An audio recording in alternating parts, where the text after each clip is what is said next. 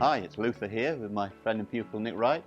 Nick, you were saying to me on the golf course the other day that you're struggling with your pitching. What seems to be the problem mentally? Yeah, well, historically, I've always struggled with my pitching a little bit. It's the one area of the game where I don't really feel like I've got any control or consistency. Most other departments I feel reasonably accomplished and that I'm okay, but with pitching I feel like I have no clue.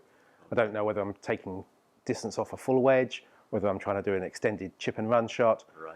I'm really kind of all over the place with understanding how the shot works. And the big fear for me is shanking the wedge.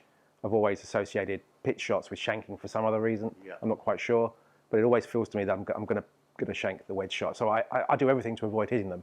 Okay. I will try extended bump and runs. I'll hit hybrid. You'll always avoid the wedge. I'll avoid the pitch shot wherever I can. Yeah. Okay.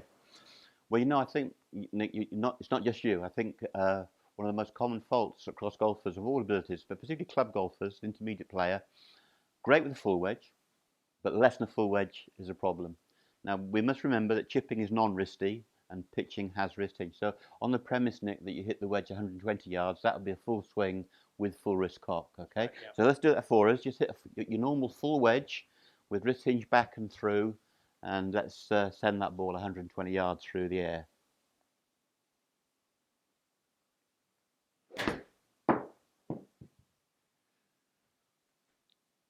Very good. So Nick, a little bit light on distance. So just go hit one more for me. Okay. Now again, there wasn't as much commitment through the ball as Nick needed, and that's why the ball folded to the left a little bit. So come on, Nick, let's really fly the ball all the way this time. And again, that's an issue I have with anytime I have a wedge in my hands, really. It's a lack of commitment. I back off, yeah. Yeah, come on, slam dunk it, land it. There you go. Can you hear it? So folks at home, there's a classic example of deceleration of the first shot, creating inaccuracy, and the braver the shot, the straighter it becomes. All right, Nick, so what we're going to do is I'm just going to move you 30 yards nearer to the green. I'm going to give you a 3/4 shot as opposed to a full shot. Okay, so I got you at 90 yards there. Yeah, so this shot for real on the golf course with that water down the right is disaster for me. Well, Nick, the mistake is to make the full swing at a slower speed. That's what people do. They take a full swing and slow it down. No, we need a 3/4 backswing, but full commitment through the shot, okay? So we use the backswing to control how far the ball goes, not the through swing, because the through swing is always going to be a committed acceleration through the ball. Okay, so just trust yourself. You know your mechanics are good. You've just proved it. We just need to abbreviate the backswing and then go through with commitment. 3/4 and through.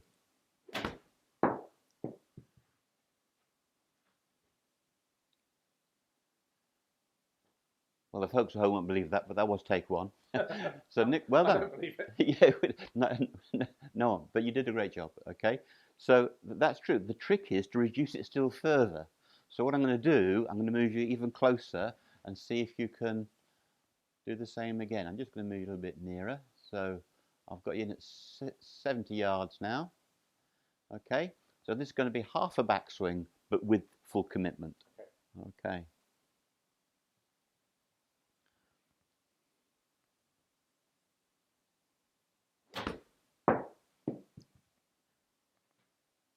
Excellent. So again, don't think for a minute that you hit that too hard. You didn't. The backswing was bigger than it needed to be for the job, okay? So just take another 2% off the backswing. But hey, at least it went in the water long as opposed to right. It's quite a big water hazard, the Pacific Ocean. Okay, this is just half a backswing, but the same commitment through the ball. Very good. And even though that wasn't your best strike, because you kept the acceleration going, it was an okay shot. Deceleration is the killer. So many of you watching this at home think, well, it's the short game, Luther. It's about being gentle and being balanced soft. No, it's the opposite. All short game theory is about acceleration and smooth acceleration. So Nick, you couldn't accelerate from a long backswing. By reducing the backswing, it permits acceleration. But the thing I feel about your basics, Nick uses his wrists back and through, which is essential for pitching. And when you are nervous and afraid of the bad shot, you get tense.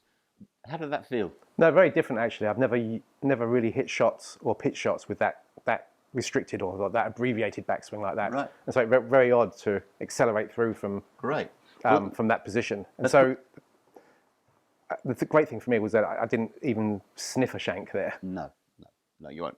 Okay, just put the icing on the cake. Let's do it again. So really quite a small, neat backswing, and let's fizz it in there. A little half a backswing and through. There you go. You see, once you tell your body to reduce the backswing, it then instinctively wants to accelerate. So there we have it. At home, don't be afraid to accelerate, but you can't accelerate if your backswing's too big.